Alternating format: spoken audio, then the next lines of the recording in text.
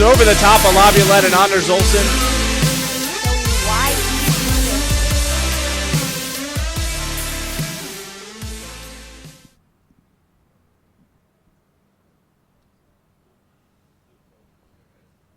We are live at Avaya Stadium in San Jose, California. It's AUDL Game Day Live on a gorgeous day for Ultimate. Semifinals Saturday here at AUDL's championship weekend, deciding the 4th AUDL championship. And we have a spectacle unlike this league has never seen before. Good morning, everyone. Good afternoon if you're watching on the East Coast. Evan Lepler with Chuck Kindred and Megan Tormey. This is the Chris Fowler, Kirk Herbstreit, obviously, and Crazy Lee Corso, the equivalent, as we bring you our AUDL Game Day. Just imagine, 15, 20 years from now, we're going to have a million people behind us with signs. You're going to be, the biggest name in sports. Megan is going to be the most beautiful woman in sports, yes, if she's thank not you. already. So, wow, we're here. 2 games today, about 5 hours away from the opening poll. Raleigh against Madison in the first game, Toronto and San Jose in the second game. And the biggest question everybody's asking is, who do you think is going to win? And, I think I'm leaning towards San Jose because they're the defending champs. They're at home. But I truly believe that anybody can win this weekend, and that's what makes it so mysterious. Yeah, I think it's a great point. I picked Madison when Evan put me on the spot a couple weeks ago, and I said Madison. And the more I think about it, the more I like the pick. I think they're a team that's maturing. They're getting better every year still. They've got a lot of younger players that are really coming into their own, and they like playing zone. And we're in a stadium that's got some swirling wind. It picks up as the day goes on. And I just wouldn't be surprised if they'd really lock it in and make it hard for some of these teams that are used to scoring easily to punch the disc in. I would have to say I like Rush this weekend, although I think they have the tougher of the 2 games this weekend. So it'll be interesting to see how they handle their matchup that they had last year in the championship, the San Jose Spiders. Even without Mark Lloyd and John Martin, I think that they have really worked hard to overcome those obstacles and are a more polished team for it. Yeah, the Raleigh Flyers, certainly a very capable team as well, had the most dramatic win in their quarterfinal game against Jacksonville a couple weeks ago. We've got guests coming up from all 4 teams. We'll have some Ultimate celebrities joining us as well over the course of the next half hour. But this show's supposed to be about Raleigh and Madison, so let's talk a few minutes about this matchup. The obvious storyline, Madison's spectacular defense against Raleigh's gunslinging offense. They say that defense wins championships. What do you guys think? Does the team with a better defense innately have the advantage going into that game? I think they do, especially, Madison makes it hard. They have a lot of low-scoring pitchers, duels type games. They're not flashy. They really grind. They make it hard for you to get into your rhythm. The minutes just tick off the clock when you're trying to come from behind against this team. And if they get up early, I like their chances. I would have to say that I think I favor Raleigh in this game simply because Madison hasn't had to challenge the sort of team that Raleigh is. I don't know if Madison is going to be able to make the adjustments necessary to counter Raleigh's very fast offense. If they get off to a good start, Madison's double team doesn't really stand a chance against the type of star power they have. Both teams have good coaches. Tim DeBile for Madison, Mike DeNardis for Raleigh. And, in the NFL, they make a lot about coaches coming off bye weeks. Well, the reality is both of these coaches are coming off bye weeks. Each team has had 2 weeks to prepare. What kind of wrinkles do you think we could see? Well, I was coached by Mike DeNardis in college. I also got to play on Machine, Chicago men's team, a couple years with Mike. Mike thinks a lot. He's going to throw some stuff at Madison's offensive unit that they've never seen, that they're not ready for, and they're going to have to adjust to quickly. That's the part that I think is going to be interesting. We've talked a lot about the offense of Raleigh going up against the defense of Madison. I think that flip side is going to be fascinating because I think the Madison offense that's used to just doing their thing, resetting the disc, taking those high percentage shots, breaking the mark, they're going to see some junks that they've probably never seen before, and they're going to have to get on the whiteboard and figure out what to do. Any matchup in the game that you're particularly looking forward to? Because these are 2 teams that have never played before at this level. Well, I'm really excited to see who Madison will put on Justin Allen, simply because Madison has always had the advantage in those 50-50 shots, where in the Southern Division you really have to give that advantage to Raleigh. So it'll be interesting to see if they put someone like Meshnik on him, who's tall and highly athletic, or if they look to someone else who is equally capable in the air. I would really like to see Meshnik on Justin Allen. Yeah, but they have more than just Allen. They have Bowen and Mitchell and a lot of others that are intriguing. But speaking of Allen, he'll be one of the guests that will join us in just a few minutes. We're just getting started. It's AUDL Game Day live here at the AUDL Championships, Avaya Stadium in San Jose. The schedule for the day, 7 o'clock Eastern and 10 o'clock Eastern are the opening polls for Raleigh and Madison and Toronto and San Jose. Championship game coming out tomorrow. So great to have you with us. I think we're on YouTube. We'll also be on Facebook later. In a couple of years from now, we'll be on the AUDL network, which will be streaming everywhere on DirecTV across the world. But for right now, we're going with what we've got. We've got a gorgeous stadium. We've got two brilliant analysts, and we've got some of the best players in the world that will join us in 60 seconds. We're going to teach your kids about sportsmanship, spirit of the game. We're going to teach our kids conflict resolution. They're going to have a great time. They're going to get an amazing message about cancer. It's not a death sentence. It's not something you need to be scared of. It's something that you need to have a winning attitude towards, like an opponent on a field. The AUDL has brought a lot of professionalism to Eric. The players are all big role models. They're perfect Eric ambassadors. They teach the game. They love kids. Kids love them. It's just a great combination. Go Team Eric! We are Team Eric!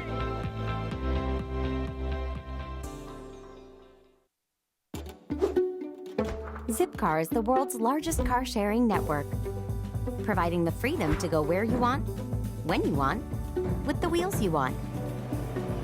Just join online and receive your Zip card in the mail. Reserve a car when you need it. And tap your Zip card to get in. Keys are in the car. Gas, insurance, and 180 miles included. Return it to the same spot, lock it up, and you're all set until your next trip. Simple as that. Zipcar. Wheels when you want them.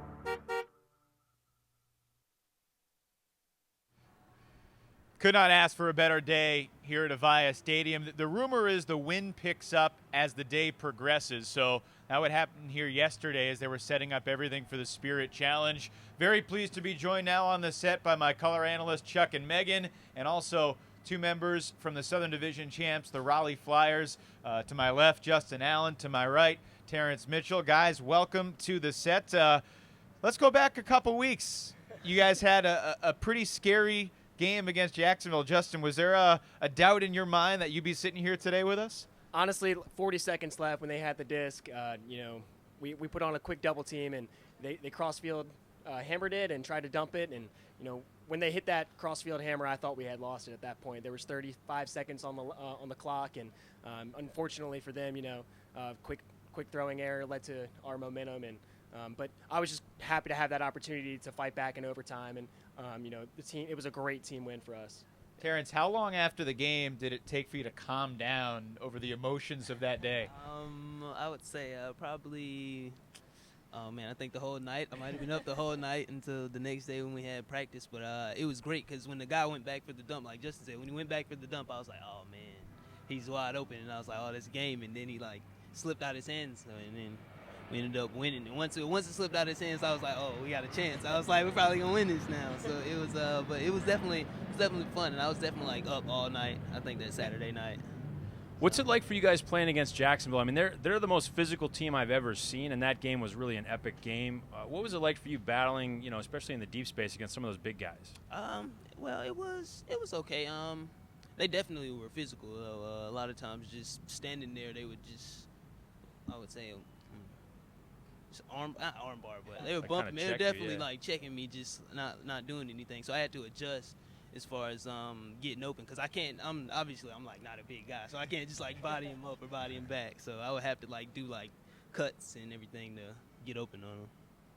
I would have to cut harder than. You're not a big guy. You're also not an old guy. You just turned 20 years old, so you're the ripe old age of 20. Yeah. Happy birthday, by the way. Thank you. When did you, first believe that you could play in the AUDL and you could compete with these guys that are big and veterans and have won national championships at all different levels? I would say maybe the first year I played, or not the first year. I think it was the third year. I made a practice player on Cash Crop. I don't know if y'all know or heard of the Cash Crop team. But I made the practice play on Cashcroft, and I was only 16, so I was like, oh, man, this is going to be pretty fun. We were going to tournaments and everything, and, like, I was getting in the game and doing good. So I'm like, all right, man, so maybe in a couple years I might be good enough to make ring. And then I think last year was my first year on ring, and we ended up actually making nationals and everything. So then at that point I was like, all right, so when if they have an AUDL team or in our conference or in North Carolina, I was like, I think I might try out, and hopefully I'd be Who was the able to make first it. player that you ever guarded that you were like, oh my God, I can't believe I'm covering this guy in a big game? First player, let me see. It was Justin Allen in practice. It's funny you speak on that, actually. Terrence used to come up, and pretend to sky me, hold a disc above my head when I wasn't paying attention, sneak up when he's a young 16-year-old. Yeah. Anyone come to mind other than Justin? Other than Justin, let me see.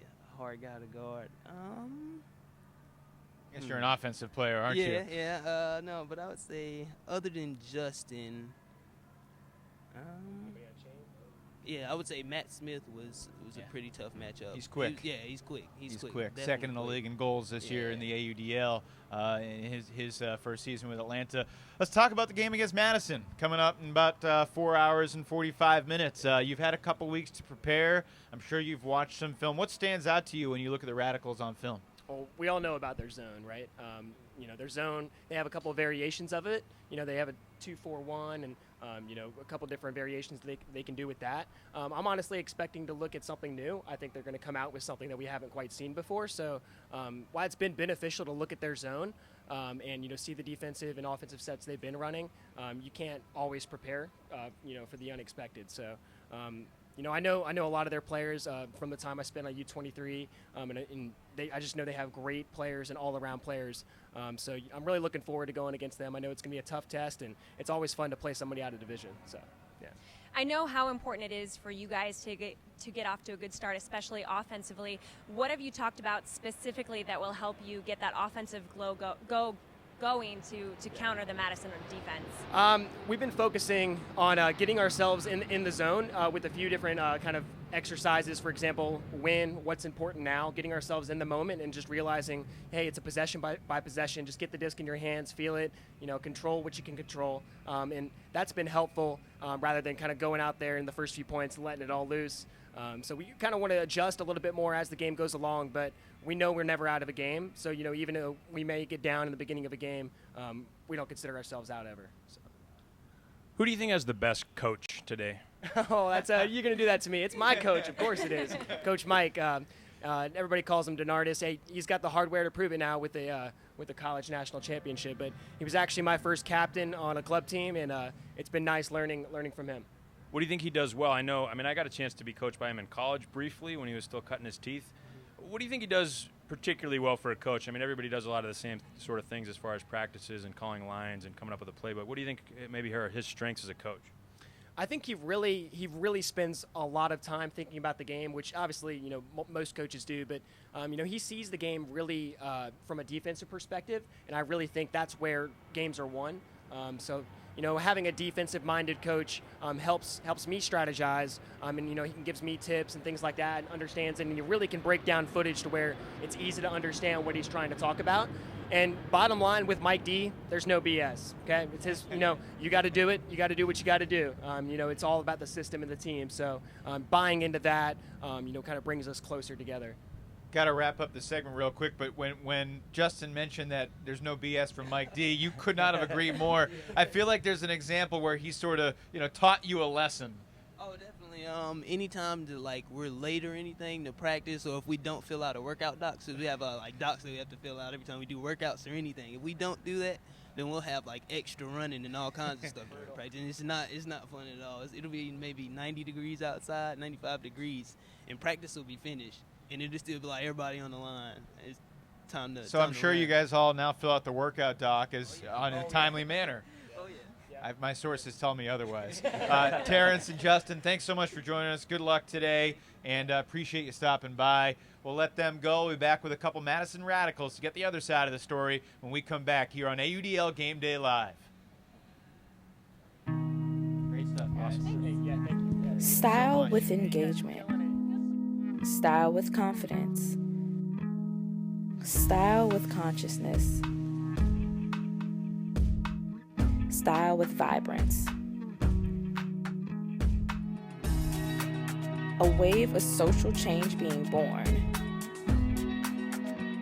Waveborn, style with impact.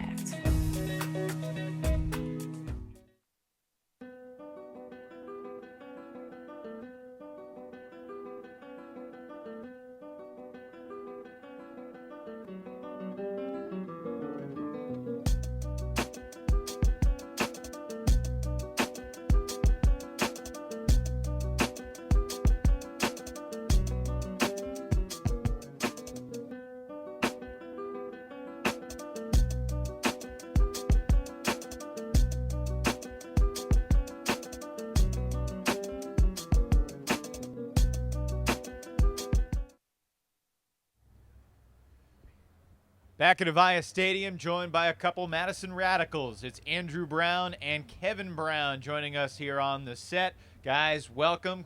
Congratulations on being back at the AUDL Championship Weekend. It's become an old hat for you, Andrew. I mean, 3 straight years in the championship weekend, but the championship has been elusive so far. What gives you belief that this year is going to be different?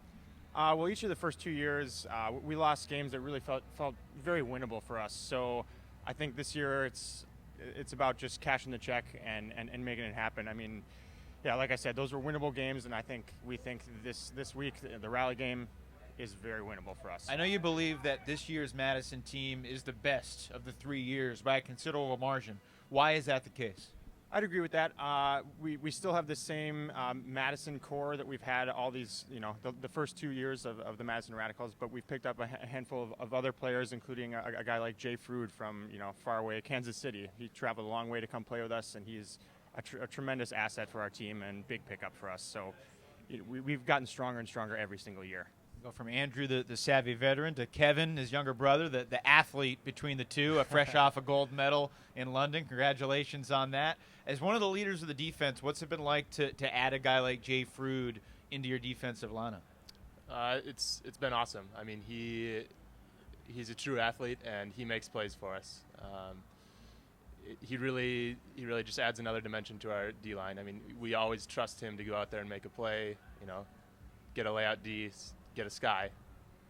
Yeah, one thing I've heard about this matchup from people that know Raleigh is they say you guys can't guard their athletic offensive downfield kind of guys. I mean, we just interviewed a couple guys, Justin Allen and Terrence Mitchell. I don't think people know your defending core that well. Some of you, like you in particular, are still coming up. How do you think you match up against some of their elite kind of athleticism? I think we match up great. I mean, athletes like myself, Peter Graffi, Jay Frood, Andrew Meshnick, Mike Swain, I think we are all confident that we can handle those matchups. Do you know yet, when you're in man-to-man, who will be matched up on who on their O-line? We've heard some things, but nothing's definite yet. One thing that I think has counted against you in years past is that you guys have always had the easiest path to the championship weekend. How do you guys feel you'll adjust this weekend against arguably the toughest opponents you've seen all year, when all of the other teams here are a little more battle-tested than the Radicals? Well, we may have had the easiest path. I guess that's arguable, but we can only play the teams that are in front of us. So yeah, we're going to be playing good teams, but we've played good teams all of our careers. We've all been playing Ultimate for a number of years, and it's not as if Raleigh has players that are outside the realm of the talent that we've seen, not only in the AUDL but in other forms of Ultimate as well. So I don't think it's very intimidating for us. Well, I guess what I mean is the practice of adjusting during the game time is something you've had less time to work on. Who's going to be the voice you're listening to help you make changes in just a few plays? In just a few plays, that's going to be our coach, Tim DeBow. He's our guy for that. When we need to make changes, he's first of all, he's great at that, and everybody gets behind whatever Tim has to say for us, and it's easy for us to flip the switch and make changes when he has changes for us. Hey, we were talking a lot about the Raleigh coaching staff led by Mike DeNardis. Tim is certainly well documented, excellent coach, great track record. What's he like at a practice? What is his style at a typical Radicals practice? He's intense, and he's very specific about what he wants. He always lets us know what he wants going on and makes it happen. He's a very intelligent guy, and he always knows all the small adjustments that he wants. Yeah, I've noticed one thing I picked up really quickly is that he has a really good eye for talent. He saw things in Weber and KPS and some of these guys that weren't necessarily known entities living in Madison, where you get a lot of talent from. But he's got a good eye for that. How do you think he is at the chess match that I think you guys are about to get into? Because Donardis is a guy who makes a lot of adjustments from what I've seen, and he's got a lot of new schemes that he saves until big moments, kind of like this one. How does Tim do in those situations? Because some coaches are naturals at it, some of them really struggle. I think he's great at it. I mean, I don't think he has struggled in the past 2 years. I mean, the adjustments that he needed to make were made, and it was sort of our players that lost the games in the past championship weekends. Is there ever any doubt against Pittsburgh in the Midwest title game that you'd be here right now? I don't think so. We go into that game real confident. We've got a pretty hefty winning streak going at Breese Stevens Field in Madison, so we were really confident. We had beaten them earlier in the season, played them pretty tough at Pittsburgh, but going into that game and even during the game, I think we always knew that we were capable of coming away with the W that day. Andrew Brown, Kevin Brown, we wish you guys the best of luck. Thank you so much for stopping by, and really looking forward to the battle later today. Madison and Raleigh should be great. Thanks so much, guys. Thanks. We'll take a quick break, be back with a couple special guests here as our AUDL Game Day Live show continues from Avaya Stadium. If you want to follow the AUDL on your phone, now you can. Download the brand new AUDL app on your mobile device and get up-to-the-minute news on your favorite Pro Ultimate team. This is your new home for live scoring, up-to-date standings, game recaps, highlight videos, and more. It's the new best way to follow Ultimate at the highest level. Don't miss any of the thrilling hucks, towering skies, or monstrous layout Ds. Check out the free AUDL app today. Motel 6 is rolling out their bright, modern, updated rooms across America, so I thought I'd give you the tour. To your right, you'll see some brand new comfy bedding and bold new colors. To your left, you'll find a new flat-screen TV, so luxuriously flat. Plus, a fully updated bathroom. You get all this and more, still for the lowest price of any national chain. Take it in. Take it all in. I'm Tom Bodette for Motel 6, and we'll leave the light on for you. We are back at Avaya Stadium with a couple of very special guests, and I'm not talking about Chuck and Megan. I'm talking about two soon-to-be all AUDL players for 2015 from the Pittsburgh Thunderbirds, Tyler DiGirolamo, and from the San Diego Growlers, Jimmy Mickle. Two guys that I'm sure would much rather be playing this championship weekend, but we appreciate you guys making the trip regardless. And, you've been through the AUDL before, so I'll ask Jimmy, what was it like your first season playing at this level? It was exciting. It was kind of a different atmosphere, playing in front of crowds every weekend, playing in stadiums.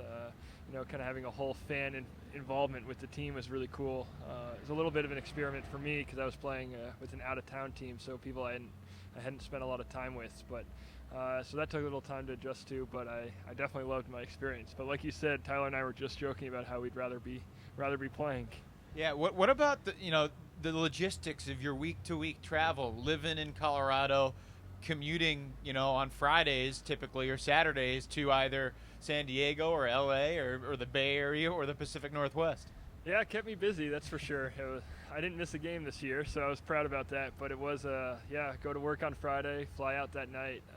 That wasn't as much of an issue. The bigger issue was going to work on Monday after getting back late on Sunday. So I can't complain, though. I loved it. Tyler, you've done the commuting thing before with the DC Breeze in 2014. How much nicer was it to play for your hometown team this year? Much better for the home games, Got to just roll out of bed, get into the stadium, warm up. Much better than driving 4 hours to DC. But still, some of those away trips are brutal. 17 hours to Madison in Minnesota for one weekend, getting back at 10 a.m. on a Monday. It was rough, but, worth it. It was fun. What did the Thunderbirds learn in year one as a franchise that you'll look to improve next year? Because clearly you got the talent. Clearly you've got, the program in the area and the system.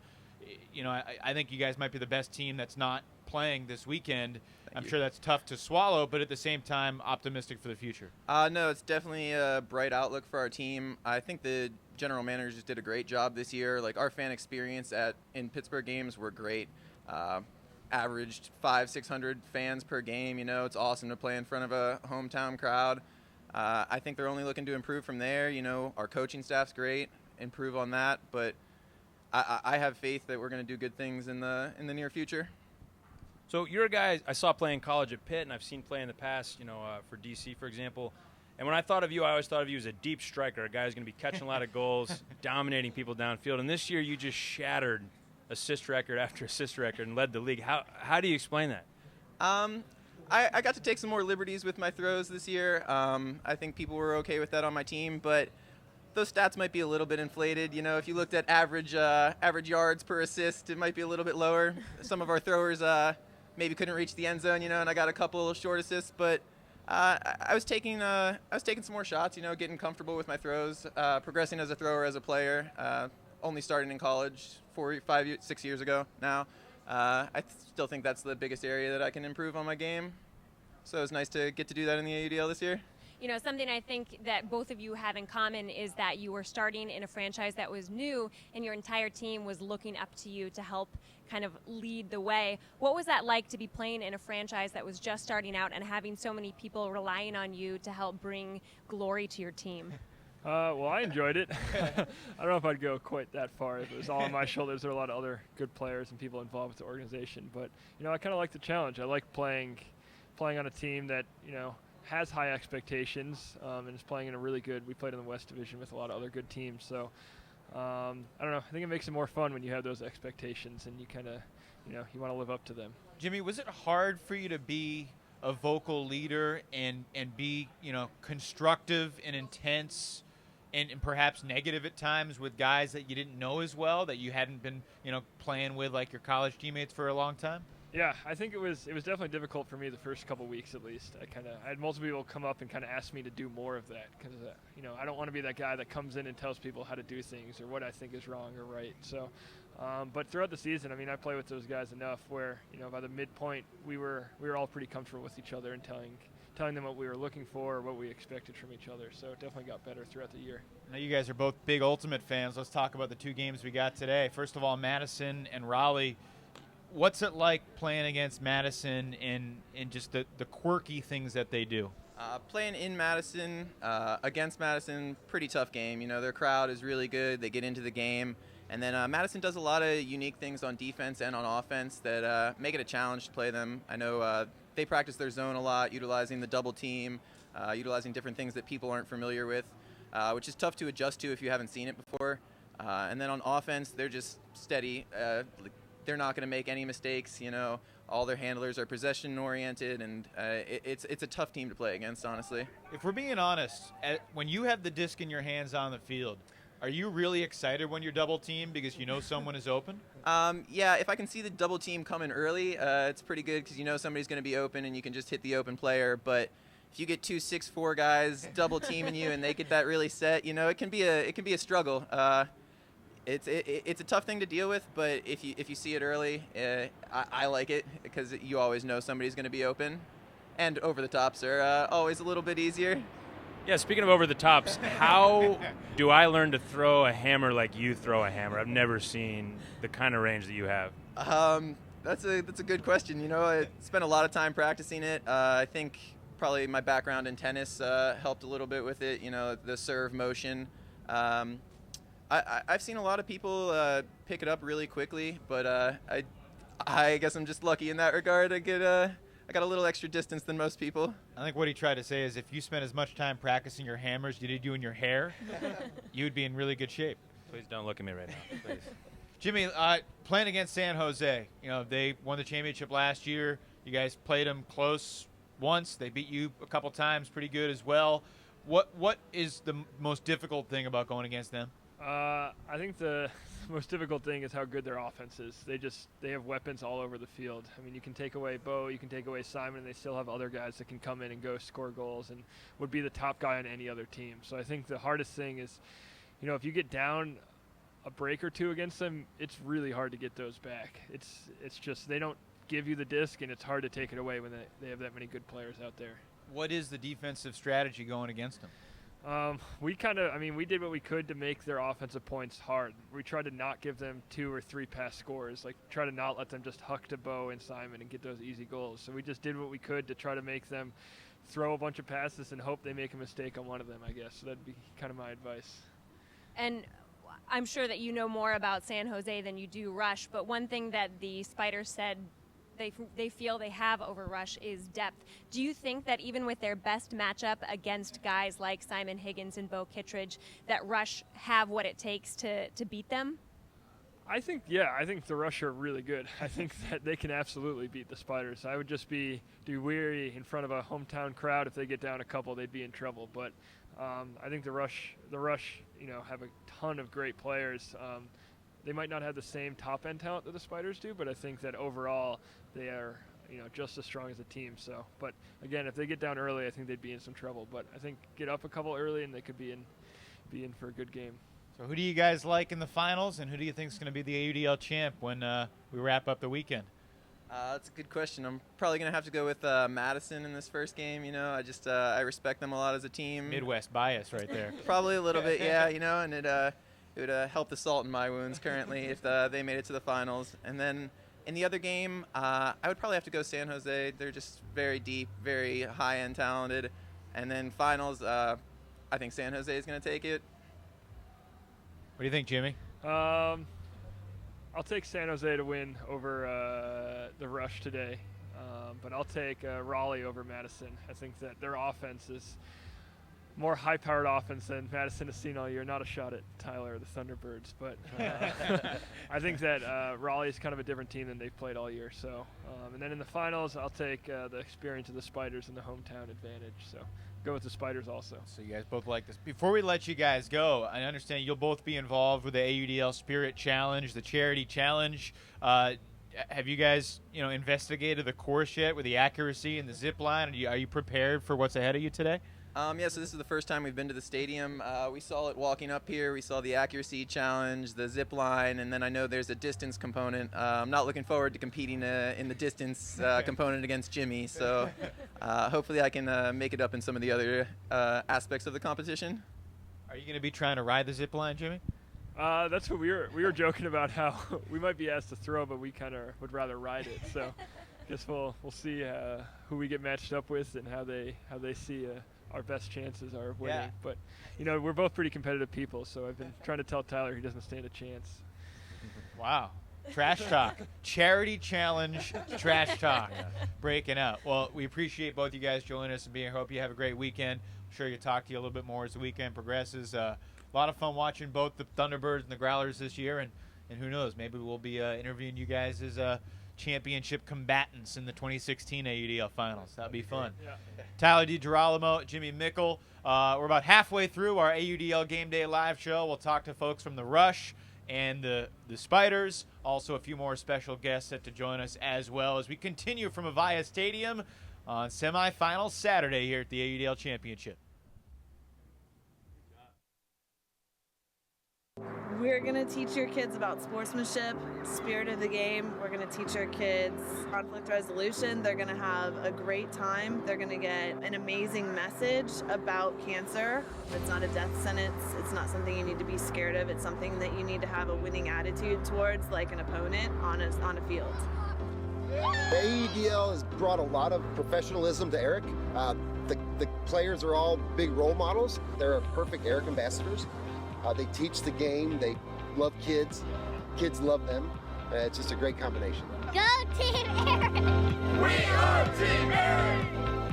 If you want to follow the AUDL on your phone, now you can. Download the brand new AUDL app on your mobile device and get up-to-the-minute news on your favorite Pro Ultimate team. This is your new home for live scoring, up-to-date standings, game recaps, highlight videos, and more. It's the new best way to follow Ultimate at the highest level. Don't miss any of the thrilling hucks, towering skies, or monstrous layout Ds. Check out the free AUDL app today.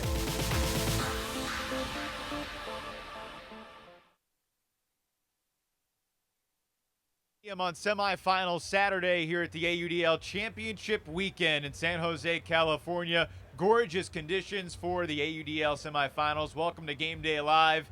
Thrilled to be with you. I'm Evan Lepler, joined by Chuck Kindred, Megan Tormey, and a couple members of the Toronto Rush who will be playing the second game tonight against the San Jose Spiders. You guys have your opening pull at 7 o'clock local time, 10 o'clock Eastern. Old hat for you, being at the AUDL Championship weekend. Isaiah Massick-Kelly and Adrian Yearwood, welcome. Isaiah, it's been a crazy season for you in particular, losing some of the guys that the Rush lost, stepping into a larger role, but you're back here at the championship weekend. How does it feel for you guys just being back here competing for a title? It feels great. Like you said, we've been here every year, and that's kind of our goal. It's always be in the finals and make our stay like a mainstay in the league, and we like that idea. And yeah, it's been a weird year for me. Not used to being like the face of a team or anything like that. So how have you adjusted? What challenges have you had to face? Because, you know, Mark Lloyd was the face of the team, and he was out at the start of the year. And then Jonathan Martin was sort of the number one guy in Mark's absence, leading the league and everything. And then he goes down. But all along, you had been doing your thing, and then just you got more attention. Yeah, you know, I try just to focus to play like I normally do. It's hard because you got bigger matchups, bigger defenders on you. So that's been interesting just to see how I match up against them. Yeah, it's just been weird. I don't know how to explain it. It's just been cool. It's been fun. Was the decision to grow a beard having anything to do with the increased responsibilities? Maybe a little bit. Source of my strength. More, yeah, just it's been fun. But I always know there's guys behind me, like got my back, got Adrian, got Cam, got Link, got those guys that are just as good as I am, and they can always fill my role too. So. In some ways, I think that you guys have become an even more polished team, which I didn't think was possible as a result of losing players like Mark Lloyd and Jonathan Martin. Do you guys feel any sense of team responsibility mounting because of that, or has it just been there all along and is now getting that attention? Yeah, you know, I think that one of the things about the Toronto Rush and Toronto Ultimate in general is that we have a really strong and well-defined system. And so when guys do go down, when Mark goes down, when John goes down, it's the next guy can step into that role and know what they're supposed to be doing there. And obviously you have guys who are extremely gifted skill-wise and athletically speaking, such as Isaiah himself right there, who you know, can step into that role and really excel. But either way, no matter who's stepping into that role, everybody knows exactly what they need to be doing and is able to work effectively within our system, which is an amazing thing to have. Adrian, you've played a lot of Ultimate, a lot of big games, World Championships, and you know, club semifinals, and you know, a lot of really big games. What does it feel like coming into a stadium like this, a weekend like this, with teams from Madison, Raleigh, San Jose? What's the anticipation of this weekend like for you? You know, one of the great things about the AUDL in general, as opposed to club and you know, world events, is that you really have such a strong and well-defined season. That where this is, you know, the very clear culmination of that. And so it's really something that we've been working towards the entire year, and you know, we're finally here, and it's just not only kind of a little bit of a relief to get here and to be able to you know, say that we've done it, but now it's time to put on our hard hats again and work, whereas, you know, before it's kind of just a one-off thing. We're there and we're trying our best. This really feels like we've accomplished something, and now it's just the final hurdle. Where do you guys, going into this matchup against San Jose, where do you think you are better than San Jose? Good question. Yeah, that is a good question. I mean, as I said, I think, you know, San Jose has a great system, and the Bay Area Ultimate in general has, you know, been so strong for so long. But as I said, I mean, we really trust to the system that we've created, you know, east-west movement, creating space up the field rather than just trying to huck our way out of problems, for example. I think our strength is going to be holding to what we know and holding to what we've been working on all year, and trying to make that work for us rather than, you know, letting them dictate what we're trying to do. Isaiah, you guys have beaten Bay Area teams in the past. You've beaten their club team. Did you go back and watch the film from the title game last year and sort of try to figure out where it all went wrong?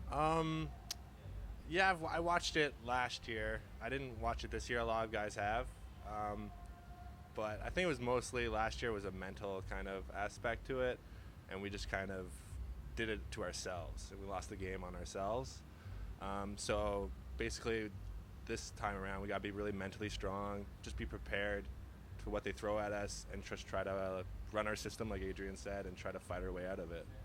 Earlier we were talking a lot about coaching and how important that is with Tim DeBile from Madison, Mike DeNardis from Raleigh. I don't think no team in the league has had more coaches this year than you guys that have served as the head coach role. I mean, Evan Phillips is the guy, but he was off doing U23 stuff for Team Canada. So Mark Lloyd took over, and then he had his ACL surgery. So assistant Scott Hasty, shooter.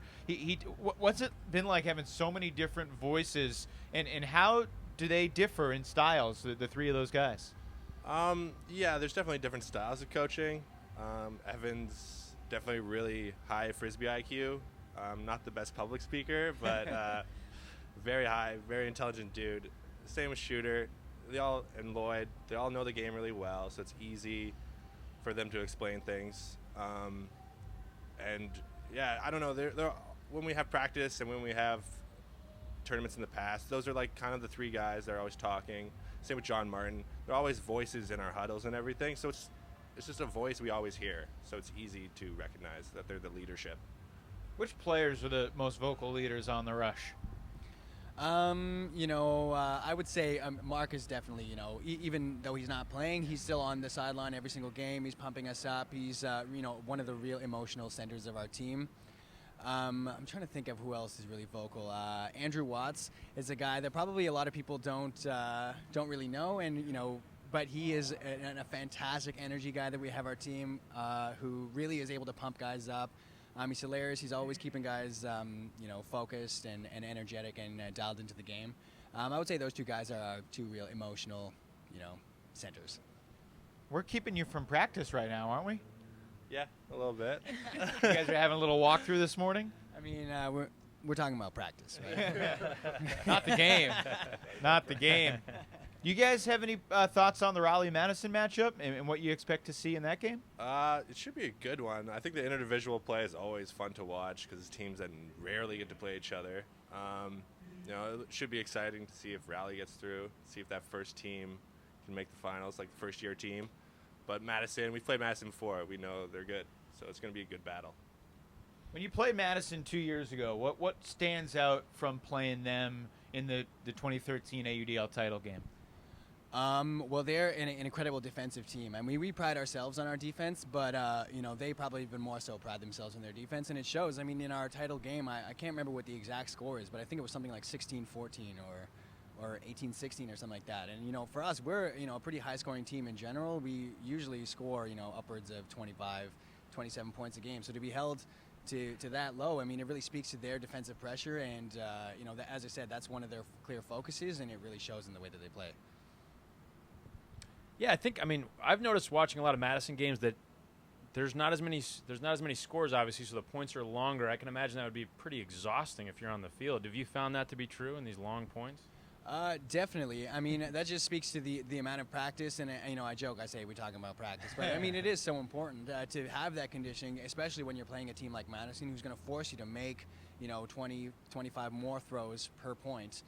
You really need to be able to dig deep into your reservoir and be able to pull it out so that you can relax a little bit once you get off the field, and make sure your D guys are keeping them on the field for as long as possible so you can recover and be ready for that next point.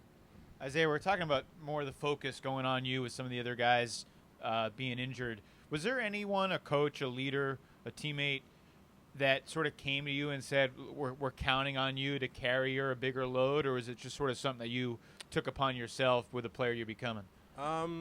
Yeah, no one told me, you got filled Mark Lloyd's shoes or something like that. No, it was more of, I just saw there's more space to use, so I used it. Kept playing the same style of Ultimate I've always played, and it just works in our system. And like Cam could be that person, Link could be that guy. It's just, it's our system and how we play the game.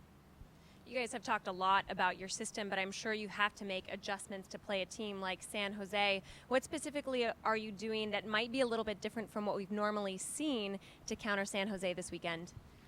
I would like to answer your question properly, but I would say what we're trying to do is not change anything. What we're trying to do is not get ourselves into something that we're not used to, not get ourselves doing things where we're trying to force things or making plays that we wouldn't normally play. We're trying to really, look at ourselves and make sure we're doing what we practice, what we know, what we're good at, and real sound fundamental ultimate.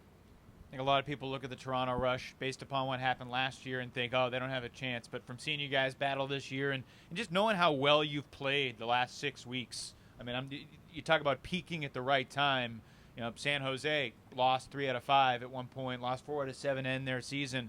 Raleigh had some hiccups. Madison, struggled against a fatigued Pittsburgh team. No team in the league has been as dominant as you guys have. So really looking forward to seeing what you can do today. Isaiah and Adrian, thanks so much for joining us. We'll let you get to that practice, the tail end, for a little pump-up speech, and we'll see you out there later tonight. Thanks so much. We'll be back here on the AUDL Game Day show with a member of the San Jose Spiders and a couple more special guests. Semifinal Saturday just getting started here in San Jose.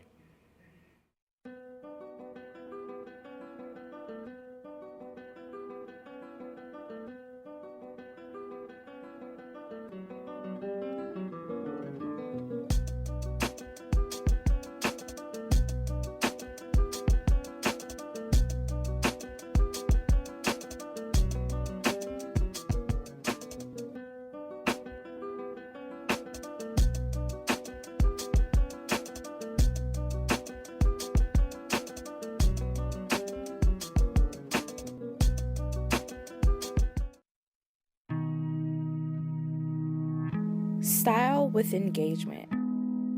Style with confidence. Style with consciousness. Style with vibrance. A wave of social change being born. Waveborn. Style with impact.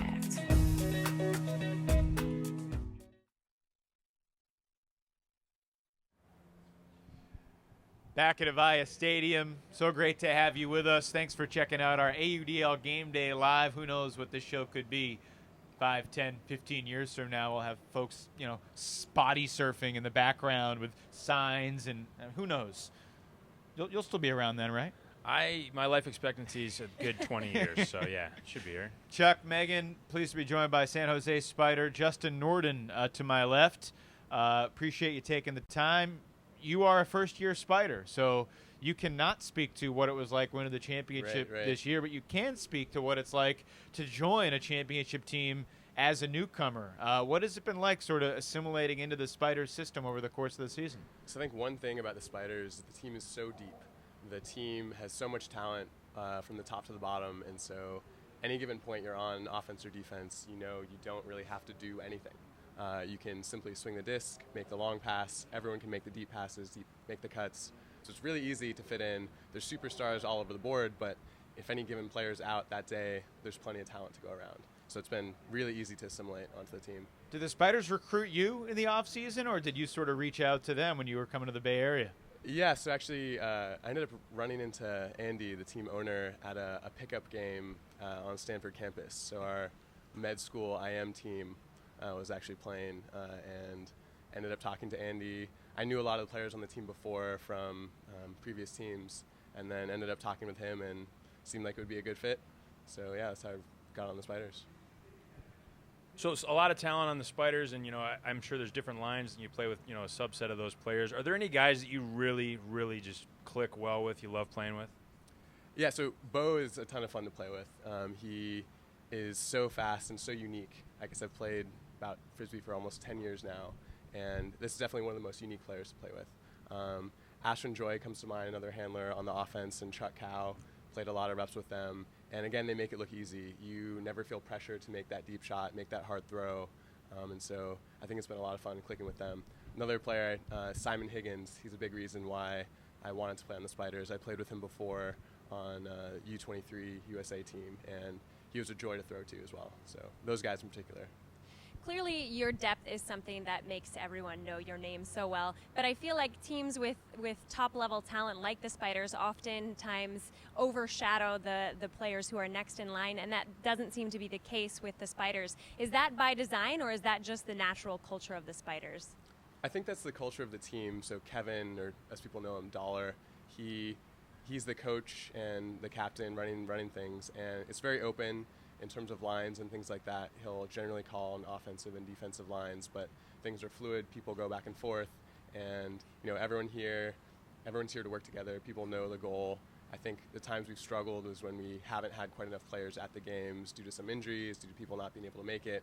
But I think going into this weekend, it's exciting because we have everyone here. People know the same things, and no one feels like they have to carry the weight on their back. You mentioned Kevin Dollar-Smith, and he's an interesting character leading this team. He's been around for a long time. I know how important it is to have that leadership role, and clearly he's done a lot right because the Spiders only lost one time last year en route to the championship, and a lot of people consider them the favorite. Can you give us an example of what he's like and what kind of positive energy and strategic energy he brings on game day? I was going to say in practice, but you guys don't practice too much, so it's really on game day. Right. On game day, he shows up with a plan. He's ready to go. I think the team's vibe is generally very loose, and he does a good job kind of balancing, continuing that, but giving the points when it's necessary. Calling the lines, calling the timeouts, again, a big part of a lot more strategy involved than in the club season and other avenues. So that's where he really focuses us in, getting the right players on the field. And then on the field, he's been a rock. I think one of the things he wanted to work on was not turning it over too much, taking crazy shots. And I think he's really worked on that this season, done a great job of being a rock on that defensive line, moving this around. So you were, involved in the Western Division title game. What was it like seeing Bo, in warm-ups, coming off the injury, and during the game? What did you see from him as a teammate, and what was he saying on the sidelines, if anything, about that rib injury, which is not going to be 100% for him today, but he still plans to play? Yeah, it was definitely tough to watch him do that. And even a couple weeks before, when he actually got injured right there at our game, in our game that didn't matter against the Flamethrowers, it was tough to see that. As a medical student trying to talk to him, he's a pretty quiet guy, and so really doesn't say too much on the sideline of how he's feeling. In the title game, though, one thing that I think really fired the team up was he gave one of our opening speeches and really pumped the team up, saying that there's all sorts of excuses and seeing his injury and his state, but still being fired up and ready to play. I think that was inspiring for the team, and so really good thing to look for there. Where did Bo's speech rank among the other top pump-up speeches you've been a part of in your ultimate career? Ooh, that's a tough question. I think if the speech is really good enough, you get so fired up you kind of forget it a little bit. But I think it's right up there at top 3. So I want to go back to something you said earlier. You said Bo is one of the most unique people that you've ever played with. So, a lot of us have watched him and seen some of his explosiveness and some of his unorthodox moves. What's he like to play with? Were you referring to throwing to him or cutting for him, or what? Can you color that in a little bit? So as a thrower, the timing's a little bit different. He's so much faster and can get open so much earlier. Players guard him very differently. So often people will be so scared of him going deep that you can just simply throw to him coming underneath. But normally you want to see, when you're throwing to a cutter, you want to see them changing direction. That's when you know they're going to be the most open. Bo sometimes doesn't even have to do that. He'll simply be open already. And so as a thrower, you have to adjust to the timing to make sure that you hit him at the right time. Kind of widening the lens, I was talking with Tyler Grant before the game, or before this weekend, and he said the thing that San Jose has over the Rush is your depth. Do you agree with that? Is there anything else you want to add what San Jose has over the Rush? I think the depth is definitely the main thing in the team. There's so much talent from top to bottom. I think in terms of height, throwing, people are ready. People have all played in the big games before. I think the whole team played again last year's final, but outside of that, people have played in numerous championships all around the world. And so I think the depth experience is really what's going to carry this team forward. And so I think, again, the home field advantage is wonderful, and this is an incredible avenue to be playing in right here. With that kind of advantage, have you guys even discussed what you would do specifically against the Rush, or do you just plan to go in and play your game? So again, like the whole team philosophy, it's been pretty loose, pretty casual showing up to game, and so I'm sure Kevin will have numerous strategy points as we gear up to play today, but really it's been kind of about us. The team knows that we have the talent, we have the skills to do what's necessary. Right, we've struggled at times throughout the year, but I think people are focused, people are ready. So again, it's been about us, but we'll see what they have today. So you're a handler, typically playing with the O-line. You have some pretty amazing targets, and I know that you don't want to be the hero, but I know that you're confident in your throws, and if you see Bo or Simon or Marcelo or Cassidy going deep, you want to bomb it. Where does that fine line reside about playing the conservative game versus taking your shots if you like the matchup? that's probably the toughest part. Every cutter you see, you want to throw it deep, and so it's really finding the one after you make that upline cut that's just really open. Often, Ashland will take the first couple shots right off the bat, and then the team will adjust from there. But it's really waiting for that, because you have so many good players, you kind of wait even longer for that even more open shot. At the same time, when the stall gets high, usually you're not looking to throw it sideways. Usually you're looking to put it out in front of people because someone's going to go get it and make a play. I think it might have been during San Jose game against Seattle back in June, maybe the LA game back in May, where we were talking about will your mindset change after you've taken a deep shot and you turn it over? Will your perceptions change? Will you be more hesitant to chuck another one deep as a handler, or do you sort of have to forget about it, move on, and just make the same decision you made before?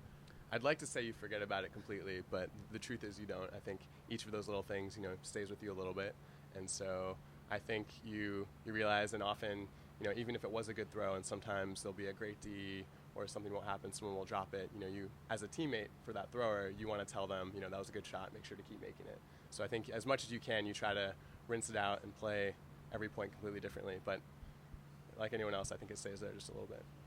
And maybe you're disappointed. Maybe you wanted a nice road trip to a cool city far from home, but here we are, not far from where you're going to med school at a great stadium. When did you find out that the AUDL Championship weekend would be in San Jose? Have you seen a soccer game here before? I've yet to see a soccer game here yet. I think it just opened this year, right? But I'd love to get back out here again. I was excited to be nearby. I love the area and couldn't think of a better venue to play in. So, do you think really it'll be a very partisan Spiders crowd today? I hope not. I hope, I just really hope people are cheering for us out here. I don't know how many fans will come.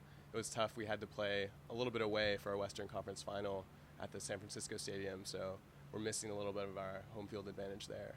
But I'm excited to see who comes out this weekend.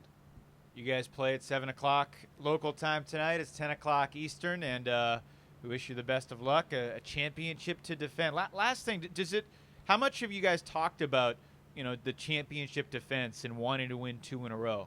Obviously, you weren't part of last year, but most of the guys were.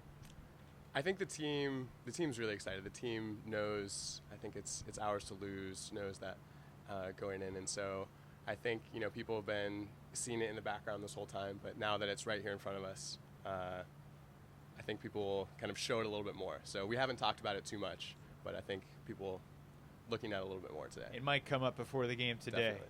That's Justin Norden of the San Jose Spiders. They play the Toronto Rush later today, 7 o'clock local time, 10 o'clock Eastern, live on ESPN3 and on TSN Go in Canada. We'll let Justin go. Chuck and Megan and I will be back with a couple more special guests as we wrap up our AUDL Game Day Live from San Jose.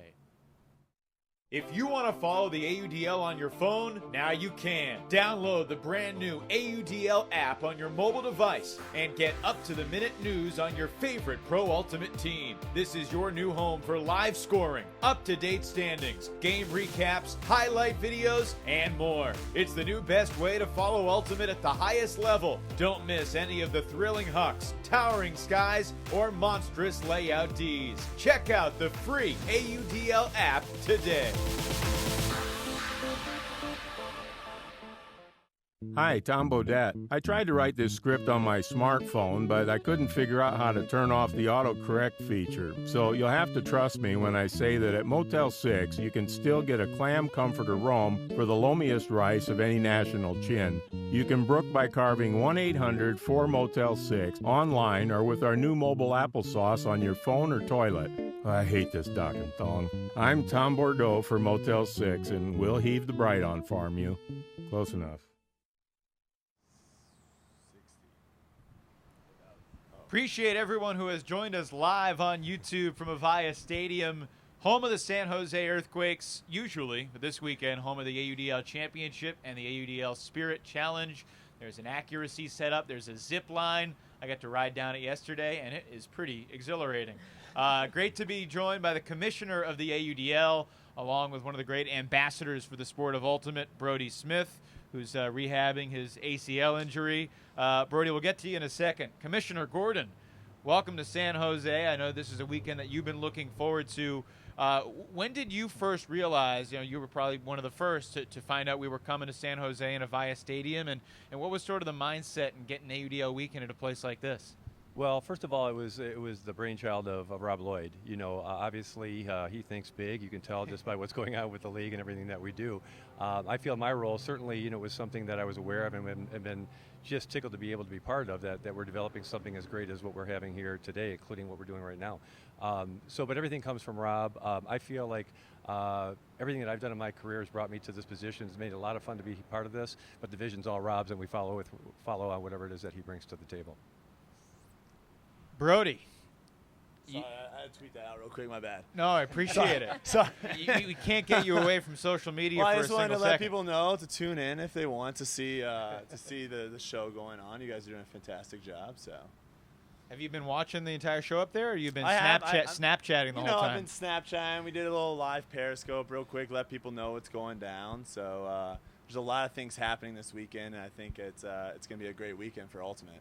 How's your knee feeling? What has the past few months of your life been like? I don't know. That's why I asked. a lot of sitting on couches and elevating and icing. Not ideal. Not things I want to do. But I have been able to still do some videos and travel and do those things. But Ultimate Frisbee is what I want to play and what I want to do, and not being able to do that is very difficult at times, for sure. How do you deal with it? I try not to think about it as much as possible. I try to stay with my physical therapy and stay focused on trying to get back to being on the field again, because it is sometimes mentally difficult when you sit down and you go, I've got 6 or 7 more months before I can even think about playing again. That's a long, long time. And so, yeah, you try to just focus on the short things, I just started being able to jump the other day, which was awesome in PT, so you just focus on the small battles one by one. And so, you're a guy who just loves Ultimate. It pours out of you. You can see it all the time. When did you discover the sport, and how did you know this was your sport? I started playing a little bit in high school. My cross-country team, we went out and played, and then it wasn't really until University of Florida my freshman year, going there and just seeing how many people take this sport seriously, that I really kind of started getting involved. And I think what you're most known for is your trick shots, and you being kind of the first Ultimate player to put it out on the internet and gain notoriety for it. Talk to us a little bit about the birth of your first trick shot video. What was kind of the inspiration for that? Sure. So we first started doing tutorial videos on how to throw a backhand, how to throw a forehand, and those were getting decent amount of views, and we were really excited about it, but we wanted to figure out what can we do to branch out and get outside of just the Ultimate community? How do we get kids interested in this sport that they've never heard of? And someone just said, hey, you should do a trick shot video, which I don't think at the time had ever been done, and posted on YouTube. And so we just went around Florida campus for a couple days, filmed some stuff with a really terrible camera, and posted it on YouTube. And I don't know what happened, but people seemed to like it. So, yeah, got lucky, I guess. Some of the shots you do, I, of course, would never even imagine myself being able to do, but not even imagine coming up with them. Who comes up with all of the ideas? It's a lot of people, definitely, for sure. Sometimes fans will tweet in stuff saying, hey, you should do this, and I'll be like, oh, man, that was a really good idea. Evan kind of got to see a little bit firsthand yesterday. He came up with his own press box shot. Spoiler alert, it's going to be on social media at some point, so be on the lookout for that. This is epic stuff. It's actually a pretty legitimate trick shot, so you might want to tune in. So yeah, a lot of times it's a lot of people getting behind it, and plus when you're kind of in the environment, you can really just start letting your creative mind go and just be like, oh, let's do this and see what we can do. We've gotten to see the energy that you've helped create in the Ultimate community with young kids just being so excited about the sport. And I know you see that at a lot of Wildfire games whenever Brody is there. What's it like seeing young kids' reaction to meeting a guy like Brody? Well, Evan, as you probably know, that's what got me involved in the game was being able to work with kids, So, and one of the first things that I did when I got involved was I met Goose Helton, who put me in touch with Brody. I saw the trick shot videos that everybody's been talking about here today, and it was one of the big attractions for me too. And then when I got a chance to meet Brody and see what the reaction is, not only to the game, but to Brody doing it, just to share one quick personal one, we did a clinic last year probably had about 150 kids sitting there, and maybe one had attention. 149 were off doing something in their mindset. And Brody we had Goose down 80 yards down, and Brody hit him pinpoint from 80 yards. And one girl sat there and said, "Shut up, you did not just do that." and immediately, 149 kids turned their heads. And by the end of that session, 45 minutes later, 150 kids were trying to be in a Brody selfie. Yeah. So that's the effect that Brody has on kids, which from my perspective, I love, because that's, I think, the piece that we have a real chance to work with the kids, not only in terms of promoting the game, but in particular the values that it represents. And it does a lot for the kids that all get involved. And I think we've spent most of this Game Day Live show talking about the games that we're going to see later today, Madison and Raleigh, Toronto and San Jose. But, you guys are teammates today, too, I understand, in the AUDL Spirit Challenge. Yes. Tell us about what you guys have got planned for that. Well, I'm just hoping Brody can carry the baggage along Well, that I represent. Yeah, I mean, I don't like losing. I think that's very obvious to most people, but I think someone that might not like it more than me might be this guy over here. So we might be the most competitive team out there, and I know it's for charity, but yeah, we're coming here to win this thing. Yeah. So what's the game plan? Win. Yeah, straight up. Dominate, intimidation, just everything. Just staring down our opponents. Well, I'm going to let Brody do that part. So I'm going to sit there and say yay a lot. Yeah, and clap there my you hands. go. He's clapping. I don't know. Steve Gordon comes from a hockey background. He might say he's not going to stare down his opponent, but give him a second and he probably will. We're going to handle things a little differently for this, though. The accuracy challenge is tough. The distance challenge, I like Brody's chances, although Jimmy Mickle and some other of the stars that I would like playing. to have 2 legs for the distance challenge, but I'm going to have to settle with one, and we'll see what happens. Playing a little handicapped. Most people are excited to just witness the zip line challenge, which is the moving target. Yeah. I can't, think of a more awesome way to do that than a zip line. Not to brag, but I was able to hit Brody on my second try yesterday. How many tries? Now, have you guys talked about who's going to ride the zip line and who's going to throw? We haven't talked about it, but I got an idea on how that's going to go. The good news is Steve is pretty large, so it's a large target for me. I don't have to hit it into a basketball hoop. Steve's a little bit bigger than that, so I think we should be good to go. Yeah. And any fan that's coming to Avaya Stadium today will be able to give the zip line a try, right? That's exactly right. Yeah, it's going to be a lot of fun, not only pregame, during halftime, throughout the whole festivities all weekend long. They'll be able to do so. The longest bar in North America is here at Avaya Stadium as well. That's what I hear. Right now I'm focusing on the throws. Leave it alone for now. I mean, you guys are going to be going against like Mark Lloyd and Rob. It's like the battle of the injured ACL stars. Yeah. We're going to have a little ACL battle off. It should be interesting. And who's got the better beard between you and Mark Lloyd, too? Oh, is he crushing the beard right Yeah, now? he's got a pretty good one. I think my beard is not that great, No. honestly. I don't really have style in that category. I need a lot of help with that. Are you working on it, though? Do you view possibilities, or? I mean, I'm looking at myself right now. I don't know. I don't know the thought process behind it. I mean, it's more of a, do I want to shave? And the answer is no. And so then I kind of go along with my day, and this is where I'm at now. Let's transition real quick as we wrap it up. Let's get off that topic real quick. From beards. Quick little pivot here. Facial grooming, back to the games. Madison, Raleigh, Toronto, San Jose. You're familiar with all these teams. Sure. Not necessarily who do you think is going to win, but what do you think are some of the important factors that you're going to be looking for in both games? Yeah, I mean, I think obviously the Madison-Raleigh game is going to be – it's all going to come down to how does Raleigh handle the zone. With the wind, the way it's going to be in the stadium, like Lane Tech, when we play there, it is very, very difficult against the Madison zone simply because throws that are normally easy aren't, and their zone makes it even more difficult. So it's going to be seeing how they handle that. And in the San Jose game, that's going to be an interesting one because both teams have top talent and also very, very deep rosters. So it's going to be very interesting to kind of see how that breaks down and see how the subbing works and see really what their strategy is going into the game. And you can say that Toronto and San Jose have played before because they played last year, but they're really two completely different teams. Toronto, you could say, is missing 2 of their top 4 players from last year, but they might be playing better now than they were at this time last year. And that was a fluky game that we'll talk about that more as the day goes on the live broadcast later. But that Toronto-San Jose game, if they could have hit the reset button at halftime and done it again, I think it would have been a lot closer. I absolutely agree, and I think that's something they walked into this season working on. I remember watching them at the very first game at Ottawa's home opener.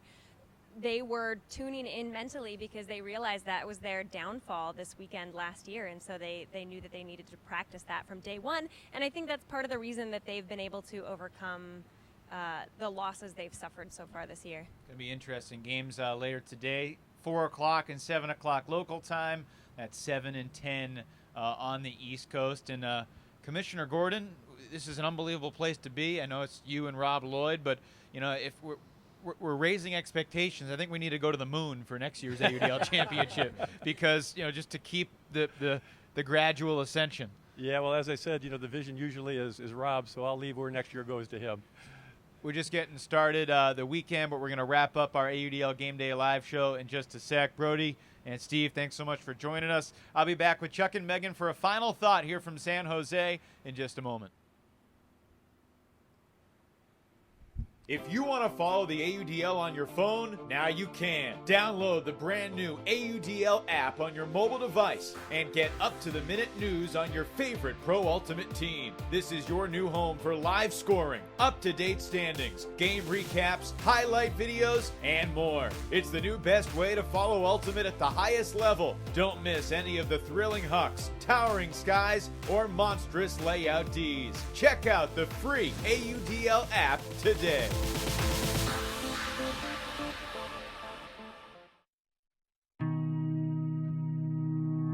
Style with engagement. Style with confidence. Style with consciousness.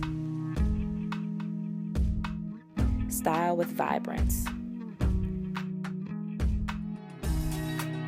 A wave of social change being born. Waveborn, style with impact.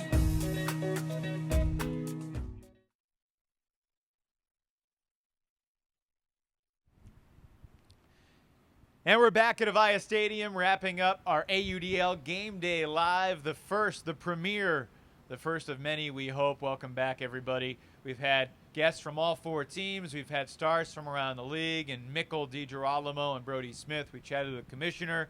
And now we're back to where we started with my partners Chuck and Megan. Guys, we got a great day of Ultimate ahead of us. Your final thoughts heading into these semifinals. I mean, I'm just excited, but what's the one thing that you're most excited about in these few games?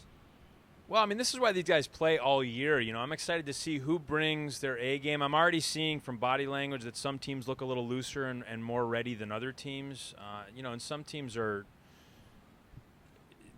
the coaching styles are so different. Where these guys live regionally is so different. I mean, it's going to be fun for me to see these interdivisional matchups and to see who's ready to be a champ. There are two things I am most excited for. One, everyone always talks about Madison's defense for good reason. It's fantastic. But Raleigh is equally monstrous when it comes to defending, especially in the air. And I think that is something that Madison doesn't typically see. So I'm really excited to see the matchups that we're going to see in the end zone. And then secondly, I really do feel confident in Rush's ability to come into this with their minds a little more settled than last year. So I'm very eager to see them bring their A game for a change against San Jose. I think it's going to be a completely different game than it was last year, and I'm so excited to see it. Few names to watch that you might not know. For Raleigh, David Richardson, the most athletic defender in the world that nobody knows about. Keep an eye on him. For Madison, he's becoming a little bit more of a household name, but Jay Frood, nobody has seen him play on ESPN3 yet, and he is one of the fiercest athletes growing in the game. Toronto and San Jose, they got some young players too. I mean, Andrew Carroll has been a guy that we've talked a lot about from a defensive standpoint. And if we're talking defense for the San Jose Spiders, I mean, I think people know Greg Cohen, but what he did in the Western Division title game, they probably don't win that game without his 4Ds. Yeah, he's a really exciting guy. He really gets amped up for these big games, and he's. I got a chance to watch him in practice even, and a lot of guys just go through the motions in practice. They're not going to let the disc hit the ground necessarily, but they may not lay out quite as hard. But not Greg. When Greg sees a disc, when he sees a play to be made, he goes out and makes it, and he's really one of those fire energy guys. We heard Terrence Mitchell and Justin Allen talking about energy from their team. Every team's got one of those guys, and it's incredible when that guy is also a big playmaker like Greg Cohen. Yeah, I think I most know Greg from his ability to receive in the end zone, but I think equally he makes himself known as a defender. And yeah, that kick block he had on that backhand hook was ridiculous. Yeah. Well, guys, this was fun. You might have a future as a studio host. Yeah, I like studios. Is this a studio? Because I like this. Whatever this is. I mean, we're not in the studio that they're going to build for us, that we'll be at every week, like, Ernie, Chuck, Kenny, and Shaq. But, this is still, it's a step in the right direction. We got a nice couch, got a great backdrop, we got a few different cameras. I don't really know why we have the lights, but apparently they make our faces a little bit brighter. Yeah. We got a great crew, led by Luke Johnson and Josh Havens and Roberto Flores. So as long as I know which camera I'm looking at and stop shaking like a freaking crazy person, we'll be good to go. Our ESPN3 coverage of the first semifinal begins at 7 o'clock Eastern, 4 o'clock Pacific. The Raleigh Flyers and the Madison Radicals, the first ever meeting between the South Division champ and the Midwest Division champ. And then at 10 o'clock Eastern, 7 o'clock local time, we will have the rematch of last year's AUDL championship game between the Toronto Rush and the San Jose Spiders. Tomorrow, the title game features the winners of the two semis. For now, we say so long from Avaya Stadium, an unbelievable game day live experience for our entire crew, for all of our guests, for Chuck Kindred, and for Megan Tormey. We'll talk to you soon on ESPN3 and TSN Go. I'm Evan Lepler. Thanks so much for being with us. Great Ultimate on the way from the AUDL Championships in San Jose.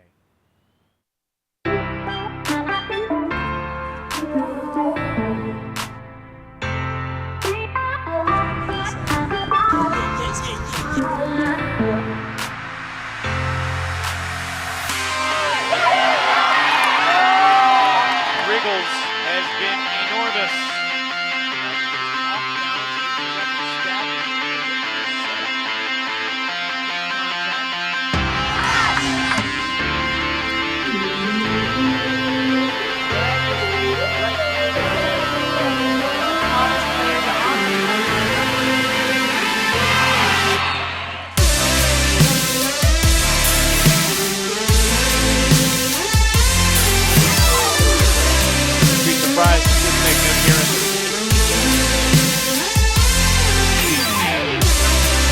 Goes over the top of Laviolette and Anders Olsen.